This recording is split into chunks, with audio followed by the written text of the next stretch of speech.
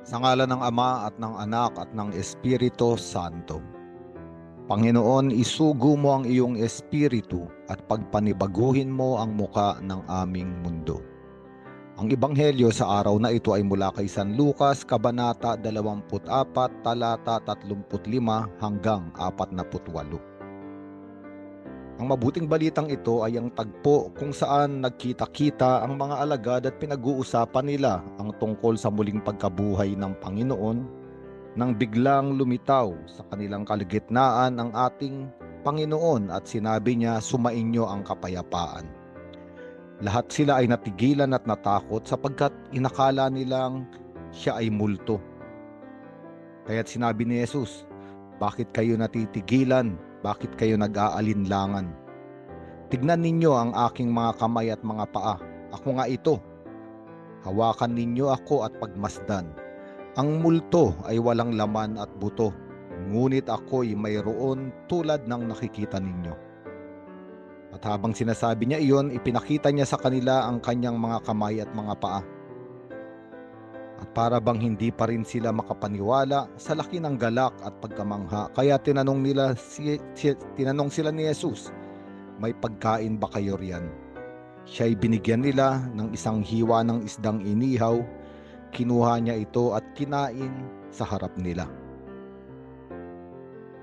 Ang muling pagkabuhay ng Panginoon ay hindi lamang bunga ng imahinasyon o isang ideya na para bang hangin, para bang isang multo. Ngunit ang muling pagkabuhay ng Panginoon ay isang konkretong katotohanan. Kaya nga sinabi ni Jesucristo na siya ay muling nabuhay at siya ay laman at buto. Siya ay may katawan. Ipinakita niya ang kanyang mga kamay at mga paa na pinaglagusan ng pako at kumain siya sa harapan nila. Ang mabuting balitang ito ay para sa ating lahat. Sapagkat sa kabila ng maraming karanasan sa buhay, minsan ay pinagdududahan natin kung muli nga bang nabuhay ang Panginoon. O minsan ay natatanong ng tao kung buhay ba ang Diyos, nandyan ba siya? At maraming pangyayari ang nagtutulak sa mga tao upang magduda, mag-alinlangan. Ngunit ang ebanghelyong ito ay nagpapakilala at nagsasabi na si Jesucristo ay nagpakita sa kanyang mga alagad na muli siyang nabuhay, may katawan, laman at dugo, laman at buto, isang katotohanang totoong naganap. At dahil dito, ang mga alagad na ito ay totoong naniwala, sapagkat ang pagkabuhay ng Panginoon ay hindi lamang mga kwento, mga salitang kayang liparin ng hangin, kung hindi isang konkretong katibayan ang kanilang nahawakan.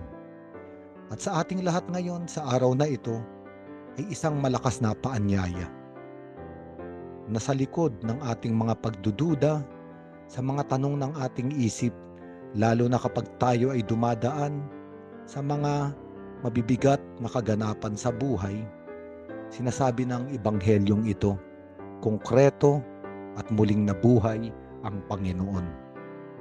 At kung ang Panginoon ay totoong lumabas mula sa kamatayan, siya rin ay may kapangyarihan na iparanas sa atin ang karanasan ng muling pagkabuhay. Ang karanasang ito ay maging laman sa ating kasaysayan. At ang mga saksi ng muling pagkabuhay ay may misyon. Sinabi ni Jesucristo, ang muli niyang pagkabuhay ay nakasulat na mula pa sa mga propeta at sa aklat ni Moises. At kinakailangang maghirap at mamatay ang Kristo at pagkatapos siya'y muling mabubuhay sa ikatlong araw. At ang misyon ng mga nakaranas at nakasaksi ng muling pagkabuhay ay ito. Sabi ni Jesus, sa kanyang pangalan, ang pagsisisi at kapatawaran ng mga kasalanan ay dapat ipangaral sa lahat ng bansa, magmula sa Jerusalem. Ito ang misyon ng simbahan. Ito ang misyon ng mga taong muling binuhay ng Panginoon dahil sa pagpapatawad sa kanilang kasalanan. Sapagat ang kasalanan na ang bunga ay kamatayan ay umaalipin sa ating lahat. Ang muling pagkabuhay ng Panginoon ay para tanggalin at buksan ang pintuan ng kulungan na ito at konkreto maging laman sa ating mga buhay na si Jesus ay nagtagumpay sa libingan. Isang napakagandang araw, isang napakagandang mabuting balita. Tayong mga Kristiyano ay hindi nilikha ng Diyos, hindi iniligtas ng Diyos upang malugmok lamang sa kabiguan, mawalan ng lakas at hindi humarap sa buhay. Ang mga Kristiyano ay araw-araw bumabangon, gaano man kahirap ang buhay, gaano man kabigat ang mga krus na pinapasan, sapagkat hindi multo ang Jesus na ating Panginoon na muling nabuhay. Siya ay laman at buto. At siya ay konkretong nangyayari. Siya ay konkretong naririto sa ating gitna, sa ating piling, sa ating pananampalataya.